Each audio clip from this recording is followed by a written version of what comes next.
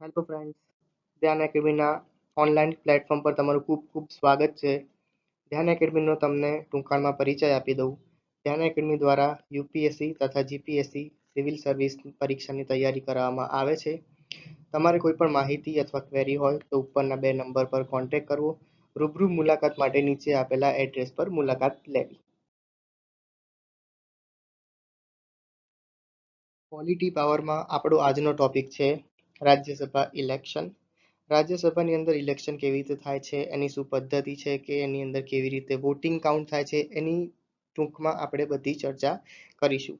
Video શરૂ કરતા પહેલા વિડીયોને લાઇક, શેર અને સબસ્ક્રાઇબ કરો, જેનાથી આ વિડીયો વધારેમાં વધારે લોકો સુધી પહોંચે અને વધારેમાં વધારે લોકોને તેનાથી લાભ મળે. તો લેટ્સ બિગિન. હું છું મૃણાલ સોની અને આજનો આપણો ટોપિક છે રાજ્યસભાનું ઇલેક્શન. રાજ્યસભાની ચૂંટણીની વાત કરતા પહેલા આપણે રાજ્યસભાની બેઠકોની વિશે થોડી ચર્ચા કરી લઈએ કે જેનાથી તમને વધારે ક્લિયર આઈડિયા આવે. રાજ્યસભાની અંદર ટોટલ સીટ છે 250, એટલે કે કુલ સીટ રાજ્યસભાની બેઠક 250 છે. તેમાં હાલમાં 245 સીટ એવી છે કે જેની ઉપર ચૂંટણી થાય છે. 245 સીટમાંથી 229 સીટ એવી છે કે જે અલગ અલગ રાજ્યોમાંથી આવે છે, અને એ સિવાય 4 સીટ એવી છે કે જે યુનિયન ટેરેટરીઝ એટલે કે યુટી એટલે કે કેન્દ્ર શાસિત પ્રદેશોમાંથી આવે છે. એટલે કે 245 સીટમાંથી 229 સીટ રાજ્યોમાંથી અને 4 સીટ કેન્દ્ર શાસિત પ્રદેશોમાંથી લેવામાં આવે છે. એટલે બંનેની જો ભેગી કરીએ તો ટોટલ સીટ થશે 233. એ સિવાય એ સિવાય 12 સીટ એટલે કે 12 બેઠક એવી છે કે જે રાષ્ટ્રપતિ દ્વારા પસંદગી કરવામાં આવે છે. હવે રાષ્ટ્રપતિ કેવા લોકોને પસંદગી કરશે, તો એનો એક ક્રાઇટેરિયા છે કે જે વ્યક્તિ, જે સામાન્ય વ્યક્તિ કે જેમણે કળા, સાહિત્ય, વિજ્ઞાન અને સમાજ સેવાના ક્ષેત્રમાં કોઈ અસામાન્ય કામ કર્યું હોય તો તેવા વ્યક્તિને રાષ્ટ્રપતિ પસંદગી કરી શકે છે રાજ્યસભાની અંદર, અને એ મહત્તમ હોઈ શકે છે 12. બરાબર છે? તો 233 પ્લસ 12 એટલે કે ટોટલ 245 બેઠક ઉપર રાજ્યસભાની ટોટલ બેઠક છે. હવે આ 245 બેઠકમાંથી 11 બેઠક જે છે એ ગુજરાતની છે, અને સૌથી વધારે બેઠક છે ઉત્તર પ્રદેશની છે, જે છે 31. હવે આપણે રાજ્યસભાની વાત કરીશું તો લોકસભાની બેઠકની પણ ચર્ચા કરી જ લઈએ કે લોકસભાની જે કુલ બેઠક છે, લોકસભાની કુલ બેઠક છે એ છે 552. લોકસભાની હાલમાં બેઠક છે એ છે 545. લોકસભાની કુલ બેઠક છે 552, પણ હાલમાં વર્તમાનમાં જેટલી બેઠક પર ચૂંટણી થાય છે એ છે 545. લોકસભાની અંદર જોઈએ તો લોકસભાની અંદર રાજ્યોથી જે સંખ્યા છે એ છે 530. એટલે કે 530 બેઠકો એવી છે કે જે રાજ્યોથી લેવામાં આવે છે. એ સિવાય 13 બેઠકો એવી છે કે જે કેન્દ્ર શાસિત પ્રદેશોમાંથી લેવામાં આવે છે લોકસભામાં. એ સિવાય સીટ્સ નોમિનેટેડ બાય રાષ્ટ્રપતિ. રાષ્ટ્રપતિ બે બેઠક એવી રાખે છે કે જે રાષ્ટ્રપતિ પસંદગી કરી શકે છે, અને એ બે બેઠક પર રાષ્ટ્રપતિ એંગ્લો ઇન્ડિયન વ્યક્તિની પસંદગી કરી શકે છે. તે સિવાય લોકસભાની સીટ ગુજરાતની લોકસભાની સીટ છે 26, અને યુપીની ઉત્તર પ્રદેશની લોકસભાની સીટ છે 80. બરાબર? તો આ હતી સીટની વાત. હવે આની અંદરથી અલગ અલગ ઘણા પ્રકારના પ્રશ્નો અલગ અલગ રીતે પૂછી શકાય છે, જેમ કે લોકસભાની કુલ સીટ કેટલી છે, અથવા તો રાજ્યસભાની કુલ સીટ કેટલી છે, લોકસભા કે રાજ્યસભાની વર્તમાનમાં સીટ કેટલી છે, લોકસભા કે રાજ્યસભાની રાજ્યોમાંથી આવતી સીટ કેટલી છે, લોકસભા કે રાજ્યસભાની કેન્દ્ર શાસિત પ્રદેશોમાંથી મળતી સીટ કે બેઠક કેટલી છે, કેટલા વ્યક્તિને લોકસભા કે રાજ્યસભામાં રાષ્ટ્રપતિ નોમિનેટ કરે છે, લોકસભામાંથી ગુજરાતની બેઠક કેટલી છે, અથવા તો રાજ્યસભાની ગુજરાતની બેઠક કેટલી છે, હાઈએસ્ટ સીટ યુપીની કેટલી સીટ છે લોકસભામાં અથવા તો રાજ્યસભામાં. આવી રીતે અલગ અલગ પ્રશ્નો પૂછી શકાય છે. રાજ્યસભા વિશે થોડી માહિતી મેળવી લઈએ. Rajya Sabha is a permanent house. Rajya Sabha એક કાયમી ગૃહ છે. એટલે કે 1952 થી રાજ્યસભાનું વિસર્જન થયું નથી. રાજ્યસભાનું વિસર્જન થતું નથી, પરંતુ એની અંદરના જે સભ્યો છે એ બદલાતા રહે છે. એટલે કે દર 2 વર્ષે રાજ્યસભાની અંદર 1/3 સભ્યો નિવૃત્ત થાય છે, એટલે કે રિટાયર થાય છે. Rajya Sabha is called council of states. રાજ્યસભાને રાજ્યોનું ગૃહ કહેવામાં આવે છે. Maximum members of Rajya Sabha is 250. રાજ્યસભામાં મહત્તમ સભ્યો 250 હોય છે. Rajya Sabha member elected by indirect election. એટલે કે રાજ્યસભાના સભ્યોને પરોક્ષ ચૂંટણી દ્વારા ચૂંટવામાં આવે છે, કે જેની આગળ વિડીયોમાં આપણે ચર્ચા કરીએ. There are 12 members nominated by રાષ્ટ્રપતિ. 12 સભ્યો એવા છે કે જે રાષ્ટ્રપતિ દ્વારા પસંદગી કરવામાં આવે છે. Rajya Sabha is called upper house. રાજ્યસભાને ઉપલું ગૃહ કહેવાય છે. અને યાદ રાખજો કે લોકસભાને નીચલું ગૃહ કહેવાય છે, અથવા તો હાઉસ ઓફ પીપલ પણ કહેવાય છે. રાજ્યસભાના મેમ્બર એટલે કે રાજ્યસભાના સભ્યોનો કાર્યકાળ એ 6 વર્ષ નક્કી કરવામાં આવે છે. યાદ રાખજો કે બંધારણની અંદર રાજ્યસભાના સભ્યોનો કાર્યકાળ નિશ્ચિત કરવામાં આવ્યો નથી, પણ સંસદે કાયદા દ્વારા તેને નક્કી કર્યો છે અને કાયદા દ્વારા તેને 6 વર્ષનો રાખવામાં આવ્યો છે. Minimum age criteria two B member of Rajya Sabha is 30 years. જો તમારે રાજ્યસભાના સભ્ય બનવું હોય તો તમારી ઓછામાં ઓછી ઉંમર 30 વર્ષ હોવી જરૂરી છે. હવે આપણે રાજ્યસભાના ઇલેક્શનની પ્રોસેસની વાત કરીએ. તો રાજ્યસભાના સભ્યોનું ઇલેક્શન કેવી રીતે થાય છે? તો આપણે એ વસ્તુ જોયું કે રાજ્યસભાના સભ્યોનું ઇલેક્શન છે ઇનડાયરેક્ટ ઇલેક્શન. હવે ઇનડાયરેક્ટ એટલે કે પરોક્ષ ચૂંટણી છે. પરોક્ષ ચૂંટણીનો મતલબ જ એ કે રાજ્યસભાની ચૂંટણીની અંદર સામાન્ય જનતાનો કોઈ ભાગ હોતો નથી. એટલે કે ડાયરેક્ટલી સામાન્ય જનતાનો કોઈ ભાગ હોતો નથી, પણ રાજ્યસભાની ચૂંટણી એ જે તે વિધાનસભાના સભ્યો કરશે.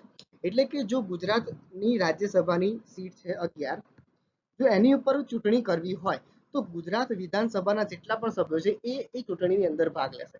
ફોર એક્ઝામ્પલ, મહારાષ્ટ્રની અંદર 5 સીટ ખાલી છે. જો મહારાષ્ટ્રની રાજ્યસભાની 5 સીટ ખાલી હશે તો મહારાષ્ટ્રની વિધાનસભાના સભ્યો છે એ રાજ્યસભાની આ જે 5 સીટ છે એના માટેની ચૂંટણીની પ્રક્રિયામાં ભાગ લેશે. અને આ જે ઇનડાયરેક્ટ પ્રોસેસ છે એનું જ બીજું નામ છે proportional representation by means of the single transferable vote. એનો મતલબ એ છે કે સપ્રમાણ પ્રતિનિધિત્વનો એકલ હસ્તાંતરણીય વોટની પદ્ધતિ દ્વારા રાજ્યસભાના સભ્યોની ચૂંટણી કરવામાં આવે છે. બહુ મોટું લાગી જતું હશે, પણ એને આપણે ધીમે ધીમે એક એક કરીને સમજીએ કે જેનાથી તમારો એકદમ આઈડિયા ક્લિયર થાય.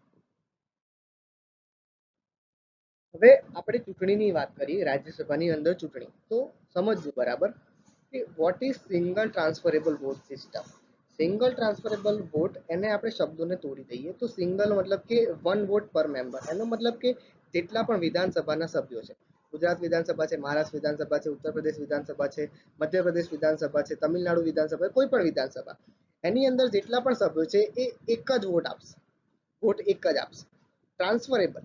ટ્રાન્સફરેબલનો મતલબ છે કે what can be transfer from one to another members. એનો મતલબ કે વોટ તો એ લોકો એક જ આપશે, બધા સભ્યો એક જ વોટ આપશે, પણ એમનો એ એક વોટ છે એ ટ્રાન્સફરેબલ એટલે કે હસ્તાંતરણ થઈ શકે છે. હવે Rajya Sabha election is done with ballot paper.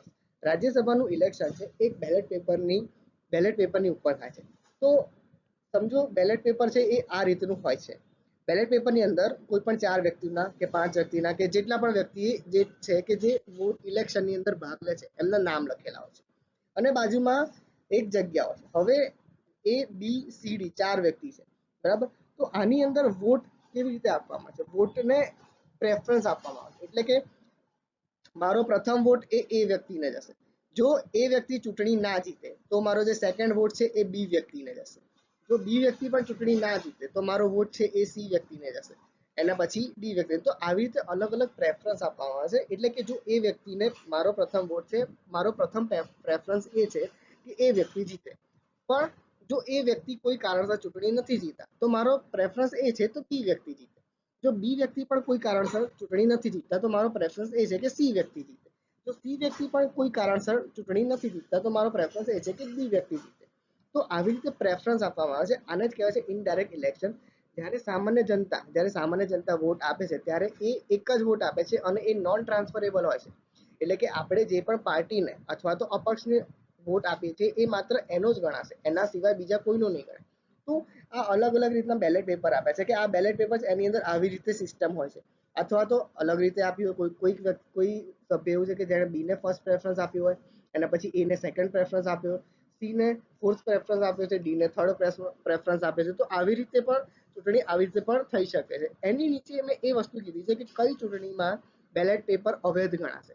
એટલે કે જો કોઈ પણ સભ્ય આવી રીતે વોટિંગ આપ્યું છે એટલે કે એની ઉપર એક કરી દીધું પછી ડેશ ડેશ ડેશ કરી દીધું તો આનો વોટ માન્ય ગણાશે નહીં. અથવા તો કોઈ વ્યક્તિ એવું છે કે જેને 4 માં પ્રેફરન્સ એક જ આપ્યો છે તો આવું વોટ પણ માન્ય ગણાશે નહીં. અથવા તો કોઈ વ્યક્તિ એવું છે કે જેણે સી ને ફર્સ્ટ આપ્યું છે, બી ને 3 આપ્યું છે, અથવા તો અડધું ખાલી છોડી દીધું છે, તો આવા પણ વ્યક્તિનો વોટ મહત્વનો ગણાશે નહીં. એવા જ વ્યક્તિનો વોટ મહત્વનો ગણાશે કે જેણે ચારે ચાર નામની આગળ પાછળ અલગ અલગ પ્રેફરન્સ આપ્યા હોય. એવા જ વ્યક્તિનો વોટ મહત્વનો ગણાશે અને એવા જ વ્યક્તિનો વોટ કાઉન્ટ થશે. બાકી બધા જે વોટ છે એ કાઉન્ટ થશે નહીં. રાજ્યસભાની ચૂંટણી છે એ બેલેટ પેપર વડે થાય છે, યાદ રાખજો. સિંગલ છે અને ટ્રાન્સફરેબલ વોટ. આ પદ્ધતિ દ્વારા રાજ્યસભાના સભ્યોની ચૂંટણી કરવામાં આવે છે. હવે આપણે રાજ્યસભાની અંદર વોટની ગણતરી કેવી રીતે કરવામાં આવે છે એની થોડી ચર્ચા કરી લઈએ. તો કે there is a proper method for vote count. વોટની ગણતરી માટે એક પ્રોપર મેથડ છે, તેના દ્વારા વોટની ગણતરી કરવામાં આવે છે. તો રાજ્યસભાની સીટ જીતવા માટે કોઈ પણ કેન્ડિડેટે એક મેથડ એટલે કે એક સૂત્રનો ઉપયોગ કરવામાં આવે છે, એના દ્વારા વોટની ગણતરી કરવામાં આવે છે. તો એ સૂત્ર શું છે એ સમજીએ. તો સૂત્ર છે ટોટલ નંબર ઓફ વોટ્સ, એટલે કે અથવા તો એવું પણ કહી શકાય countable watts. Countable watts divide by number of Rajya Sabha seats અથવા તો વેકેન્ટ સીટ, એટલે કે જેટલી પણ સીટ ખાલી છે, +1 એનો મતલબ હવે આપણે કોઈ એક્ઝામ્પલ થ્રુ સમજીએ કે જો ટોટલ વોટર્સ ઓફ એની વિધાનસભા ઇઝ 200, જો કોઈ પણ વિધાનસભાના વોટર્સની સંખ્યા અથવા તો કાઉન્ટેબલ વોટ એ 200 છે અને નંબર ઓફ રાજ્યસભા સીટ એટલે કે વેકેન્ટ સીટ એટલે કે ખાલી સીટ છે એ 2 છે, તો સૂત્રમાં મૂકતા જઈએ તો કે 200 એ કાઉન્ટેબલ વોટ છે, 2 સીટ છે, +1 તો આનો જે આન્સર આવશે એ આવશે 68 વોટ્સ. હવે 68 વોટ્સનો મતલબ શું? તો એવું કહી શકાય કે 68 votes is equal to 1 seat. એનો મતલબ કે કોઈ પણ ઉમેદવારે એક સીટ એટલે પોતાની સીટ જીતવી હશે તો એને ઓછામાં ઓછા 68 વોટ તો મળવા જોઈએ તો જ એ પોતાની સીટ જીતશે. હવે પ્રોપર વોટની ગણતરી આની અંદર કેવી રીતે થાય છે એ પણ જરા સમજી લઈએ. આપણે આગળ જોયું એ પ્રમાણે કે 68 votes is equal to 1 seat, countable votes are 200. હવે વેકેન્ટ સીટ કેટલી છે? તો કે વેકેન્ટ સીટ છે 2. પણ જો 4 કેન્ડિડેટ છે કે જેમણે ચૂંટણીમાં ઉમેદવારી નોંધાવી છે, જો 4 ઉમેદવાર હશે તો હવે વોટિંગ થશે. વોટિંગ થયા બાદ કંઈક આ પ્રમાણેનું રિઝલ્ટ મળશે પહેલા. તો એનો મતલબ કે કેન્ડિડેટ એ છે, કેન્ડિડેટ એ ને 70 વોટ મળી ગયા છે. એક સીટ માટે કેટલા વોટ જોઈએ છે? 68. એનો મતલબ કે કેન્ડિડેટ એ છે એ જીતી જશે પહેલા તો. ત્યારબાદ કેન્ડિડેટ બી, સી અને ડી, આમાંથી કોઈ પણ કેન્ડિડેટ એવો નથી કે જેને 68 કે 68 કરતા વધારે વોટ મળ્યા છે. તો મેઇન વસ્તુ અહીંયા છે કે હવે શું કરવાનું? તો એટલા માટે જ રાજ્યસભાની જે ચૂંટણી છે એને આપણે એવું કહીએ છીએ કે સિંગલ ટ્રાન્સફરેબલ વોટ. એનો મતલબ કે હવે વોટનું સ્થાનાંતરણ થશે. તો વોટનું સ્થાનાંતરણ કેવી રીતે થશે? તો બી, સી અને ડી એમાંથી જેને પણ સૌથી ઓછા વોટ મળ્યા હશે એનું બેલેટ પેપર ખોલવામાં આવશે. એટલે કે આ કન્ડિશનની અંદર ડી ને સૌથી ઓછા વોટ મળ્યા છે, એ સિવાય ડી ને 20 વોટ મળ્યા છે. હવે ડી નું બેલેટ પેપર ખોલવામાં આવશે. તો ડી નું બેલેટ પેપર કંઈક આવી રીતનું હશે. એનો મતલબ કે ડી નું બેલેટ પેપર એટલે કે 20 જણ, જે 20 ઉમેદવાર છે એમણે જે વોટ આપ્યા છે એમનું કંઈક આવી છે કે એમણે ડી ને ફર્સ્ટ પ્રેફરન્સ આપ્યો છે. આવી રીતનું કંઈક હોઈ શકે છે એમનું. હવે એની અંદર ચેક કરવામાં આવશે કે ડી આ જે 20 જણ છે એની અંદર સેકન્ડ પ્રેફરન્સ કોને આપવામાં આવે છે. તો આ કોઈક ઉમેદવારનું બેલેટ પેપર છે, આ બીજા કોઈનું છે, આ બીજા કોઈનું છે, તો આની અંદર સેકન્ડ પ્રેફરન્સ આપવામાં આવ્યો છે સી ને. તો એનો જે વોટ છે એ સી ની અંદર કાઉન્ટ થઈ જશે. આની અંદર સેકન્ડ પ્રેફરન્સ બી ને આપવામાં આવે છે તો એવી રીતે બી ની અંદર કાઉન્ટ થઈ જશે. અને સેકન્ડ પ્રેફરન્સ એ ને આપે છે તો એવી રીતે એ ની અંદર કાઉન્ટ થઈ જશે. એવી જ રીતે આ 20 જે છે એ 20 ઉમેદવારના સેકન્ડ પ્રેફરન્સ જોવામાં આવશે. એમના સેકન્ડ પ્રેફરન્સ જોવામાં આવશે અને એને બી અને સી ની અંદર એડ કરી દેવામાં આવશે. હવે બી અને સી ની અંદર તો ફોર એક્ઝામ્પલ આપણે એવું જોઈએ કે બી ને 20 વોટ છે એની અંદરથી અમે સેકન્ડ વોટ છે કે બી ને બીજા 5 વોટ મળ્યા છે અને સી ને બીજા 15 વોટ મળ્યા છે. તો હવે બી ના જે વોટ છે એટલે કે બી ને પહેલા કેટલા વોટ હતા? 50. એની અંદર 5 એડ કરી દઈએ એટલે કે બી ને કેટલા વોટ મળશે? 55. અને સી ને 15 મળ્યા અને એની પહેલા સી ને કેટલા હતા? 60 વોટ. તો સી ને ટોટલ વોટ મળી ગયા 75. તો હવે આ પરિસ્થિતિની અંદર સી એ વિજેતા ગણાશે. જો હજી પણ ઘણી પરિસ્થિતિની અંદર હજી પણ જો વોટ કાઉન્ટેજ 68 કરતા વધારે ના થાય તો હજી પણ આવીને આવી ગણતરી ફરી વખત લેવામાં આવે છે. તો new countable votes are B ને કેટલા મળ્યા 55, સી ને 75 મળ્યા. એનો મતલબ કે now C will win this election. So finally A and C are win this election as per this method. A અને સી એ બંને ઇલેક્શન જીત્યા છે આ મેથડ દ્વારા. ફરી વખત એક વખત સમજી લઈએ તો 68 votes is equal to 1 seat છે. હવે એના દ્વારા એના પછી ઇલેક્શનની અંદર ચૂંટણીની પ્રક્રિયા દ્વારા વોટની ગણતરીની પ્રક્રિયા શરૂ થાય છે. એને 70 વોટ મળે છે, બી ને 50 વોટ મળે છે, સી ને 60 વોટ મળે છે અને ડી ને 20 વોટ મળે છે. એનો મતલબ કે એ ચૂંટણી જીતી ગયો છે. ત્યારબાદ બીજો કોઈ પણ ઉમેદવાર એવો નથી કે જેને 68 કરતા વધારે વોટ મળે છે.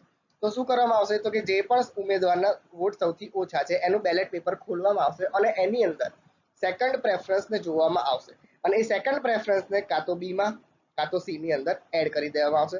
આપણે એવું જોયું કે બી ને આની અંદરથી બીજા 5 વોટ મળે છે અને આની અંદરથી બીજા 15 વોટ મળે છે. એનો મતલબ કે જે સી છે એને ટોટલ વોટ 75 મળી જાય છે અને બી છે એને 55 મળે છે. એનો મતલબ કે જે સી છે એ વિજેતા ગણાશે. તો રાજ્યસભાની અંદર એકલ હસ્તાંતરણીય પદ્ધતિની મેથડથી આવી રીતે વોટની ગણતરી કરવામાં આવે છે. હવે આપણે રાજ્યસભાની ઇલેક્શનની વાત કરીએ તો હમણાં રાજ્યસભાની ટોટલ 24 સીટ ઉપર ઇલેક્શન થવાનું છે અને એમાંથી ગુજરાતની 4 સીટ છે. એટલે કે ગુજરાતની ટોટલ રાજ્યસભાની સીટ 11 છે, એમાંથી 4 સીટ છે જે ખાલી છે. 4 સીટ ઉપર ઇલેક્શન થવાનું છે. હવે આપણે જે પ્રમાણે આગળ જોયું પ્રમાણે vote quota is 35 vote is equal to 1 seat for Gujarat. એનો મતલબ કે આપણે પહેલા જે આગળ જે કોટા જોયો હતો 68 votes is equal to 1 seat. એવી જ રીતે ગુજરાતની અંદર હાલમાં વોટ કોટા કેટલો છે 35 વોટ. એનો મતલબ કે 35 વોટ અથવા તો 35 વોટ કરતા જેને પણ વધારે વોટ મળી જાય એને એક સીટ મળી જાય. So the chance is that કે 2 members will be elected by BJP and 2 members will be elected by Congress party. કેમ તો કે ગુજરાતની વિધાનસભાની અંદર ભાજપ પાસે 103 સીટની બહુમતી છે જ્યારે કોંગ્રેસ પાસે 65 સીટની બહુમતી છે. હવે 35 vote is equal to 1 seat છે. એનો મતલબ કે 2 સીટ તો ભાજપને મળવાની છે, એ ફાઇનલ છે. એક સીટ કોંગ્રેસને મળવાની છે, એ પણ ફાઇનલ છે. હવે આગળ જોઈએ કે ગુજરાત ઇલેક્શનની અંદર શું થયું. હવે ગુજરાત રાજ્યસભાનું ઇલેક્શનનું રિઝલ્ટ આવી ચૂક્યું છે. ગુજરાત રાજ્યસભામાંથી ટોટલ 5 કેન્ડિડેટ ચૂંટણીમાં ભાગ લઈ રહ્યા હતા. એમાંથી 4 ઉમેદવાર જીત્યા છે. અભય ભારદ્વાજ કે જે બીજેપી તરફથી હતા એ જીતી ગયા છે. રમીલા બારા કે જે બીજેપી તરફથી હતા એ પણ જીતી ગયા છે. નરહરી અમીન જે બીજેપી તરફથી હતા એ પણ જીતી ગયા છે. શક્તિસિંહ ગોહિલ કે જે કોંગ્રેસ તરફથી હતા એ પણ જીતી ગયા છે. ભરતસિંહ જે કોંગ્રેસ તરફથી હતા એ ચૂંટણી હારી ગયા છે. હવે આપણે જોઈએ તો અભય ભારદ્વાજ અને રમીલા બારા એ બંનેને 36 વોટ મળ્યા છે, એટલે 36. નરહરી અમીન એમને 32 વોટ મળ્યા હતા. શક્તિસિંહ ગોહિલ એમને પણ 36 વોટ મળ્યા હતા અને ભરતસિંહ એમને 30 વોટ મળ્યા હતા. હવે 3 ઉમેદવાર એવા છે કે જે ચૂંટણી જીતી ચૂક્યા છે, પણ બીજા 2 ઉમેદવાર એવા છે કે જેમાંથી કોઈ પણ એક જ ચૂંટણી જીતશે. તો આવી પરિસ્થિતિમાં શું થયું હશે આગળ સમજાવ્યું એ પ્રમાણે તો કે ભરતસિંહ અને નરહરી અમીન આ બંનેમાંથી કોના વોટ સૌથી ઓછા છે તો કે ભરતસિંહના. તો ભરતસિંહનું બેલેટ પેપર ખોલવામાં આવ્યું હશે અને એની અંદર એમનો સેકન્ડ પ્રેફરન્સ જોવામાં આવ્યો હશે અને સેકન્ડ પ્રેફરન્સ દ્વારા ત્યારબાદ નરહરી અમીનને વોટ કાઉન્ટ કરવામાં આવ્યા હશે. એટલા માટે નરહરી અમીનને પણ 36 કરતા વધારે વોટ મળી ચૂક્યા હશે. એટલા માટે ટોટલ 3 સભ્યો બીજેપીના અને 1 સભ્ય કોંગ્રેસના આ ચૂંટણીની અંદર વિજેતા થયા છે. આ છે રમીલા બારા, આ છે અભય ભારદ્વાજ, આ છે નરહરી અમીન અને આ છે શક્તિસિંહ ગોહિલ કે જેઓ ચૂંટણી જીતી ચૂક્યા છે અને હવે એમની રાજ્યસભામાં એક સીટ નક્કી થઈ ચૂકી છે અને હવે એઓ રાજ્યસભાની અંદર જઈને ગૃહમાં બેસશે. હવે રાજ્યસભાની ચૂંટણીમાં જે પણ ઉમેદવાર ગયા છે તેમના વિશે આપણે થોડી માહિતી લઈ લઈએ. સૌથી પહેલા છે અભય ભારદ્વાજ કે જે બીજેપી તરફથી રાજ્યસભામાં ગયા છે. રમીલા બારા જે પણ બીજેપી તરફથી ગયા છે. નરહરી અમીન જે પણ બીજેપી તરફથી ગયા છે અને શક્તિસિંહ ગોહિલ કે જે કોંગ્રેસ તરફથી ગયા છે. તો સૌથી પહેલા અભય ભારદ્વાજ જે રાજકોટના મૂળ વતની છે, એટલે કે રાજકોટના છે અને એ લોયર છે. તમે બહુ પ્રસિદ્ધ એક કેસ હતો ગુલબર્ગ સોસાયટી. તો જે ગુલબર્ગ સોસાયટીનો જે કેસ હતો એના આરોપીઓની અંદર અભય ભારદ્વાજ એ એક વકીલની ભૂમિકા હતા. એ સિવાય તેઓ કાયદા પંચના સભ્ય તરીકે પણ તેમની નિમણૂક થઈ હતી. રમીલા બારા રમીલા બારા એ 3 ટર્મથી ગુજરાત ભાજપના પ્રદેશ માળખામાં ઉપાધ્યક્ષ છે કે જે 2004માં જીત્યા હતા. રાજકારણમાં આવ્યા પહેલા ગુજરાત સરકારમાં નાયબ સચિવ કક્ષાના અધિકારી તરીકે તે 2002 સુધી કાર્યરત હતા અને 2002માં રાજીનામું આપી તેઓ ભાજપમાં જોડાયા હતા. ત્યારબાદ નરહરી અમીન કે જે કોંગ્રેસના દિગ્ગજ નેતા હતા, બાદમાં ભાજપમાં જોડાયા છે અને તેઓ પ્લાનિંગ કમિશનના ઉપાધ્યક્ષ પદે પણ રહ્યા હતા. સક્રિય રાજકારણથી 8 વર્ષ દૂર રહ્યા બાદ હવે સીધા રાષ્ટ્રીય રાજકારણમાં તેમનો પ્રવેશ થયો છે અને રાષ્ટ્રીય સ્તરે તેમના કદમાં હવે વધારો થવાની શક્યતા છે. શક્તિસિંહ ગોહિલ કે જે કોંગ્રેસના નેતા છે, કોંગ્રેસના એક દિગ્ગજ નેતા છે, કોંગ્રેસના સિનિયર નેતા અને ગુજરાત સરકારમાં મંત્રી તથા 4 ટર્મ સુધી ધારાસભ્ય પદે પણ રહી ચૂક્યા છે. રાજ્યસભામાં કોંગ્રેસ માટે વિપક્ષના મજબૂત નેતા તરીકે ઉભરી શકે તેમ છે અને તેમને વિપક્ષ તરીકેનો ઘણો અનુભવ છે.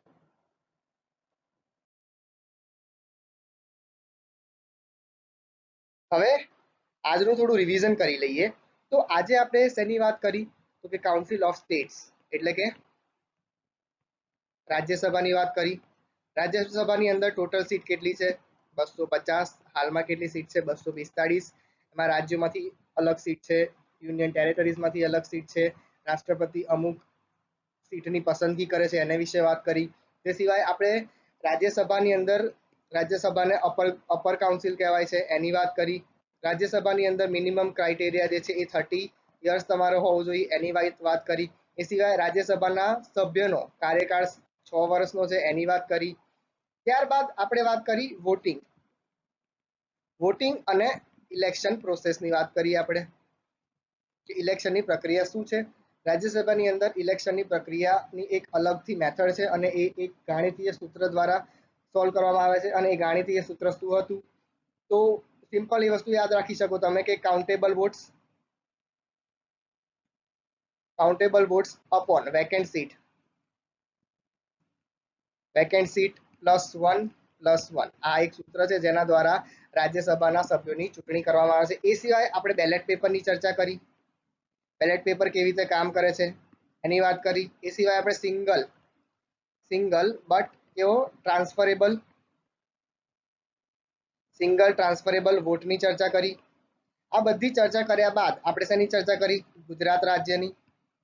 ગુજરાતની અંદર હાલમાં રાજ્યસભાની જે ચૂંટણી થઈ છે એનો સિનારીઓ શું છે એની ચર્ચા કરીએ આપણે. બીજેપીમાંથી કેટલા સભ્યો? 3 સભ્યો. અને કોંગ્રેસમાંથી કેટલા સભ્યો? 1 સભ્યની ચૂંટણી રાજ્યસભાની અંદર કરવામાં આવી છે. તો આજના વિડીયોમાં બસ આટલું જ. જીપીએસસી યુપીએસસી ની કોઈ પણ માહિતી માટે મુલાકાત કરો અથવા તો તમે નીચે આપેલા નંબર પર કોન્ટેક્ટ પણ કરી શકો છો. રૂબરૂ મુલાકાત કરવા માટે એડ્રેસ પર તમે મુલાકાત કરી શકો છો. Thank you. જય હિન્દ.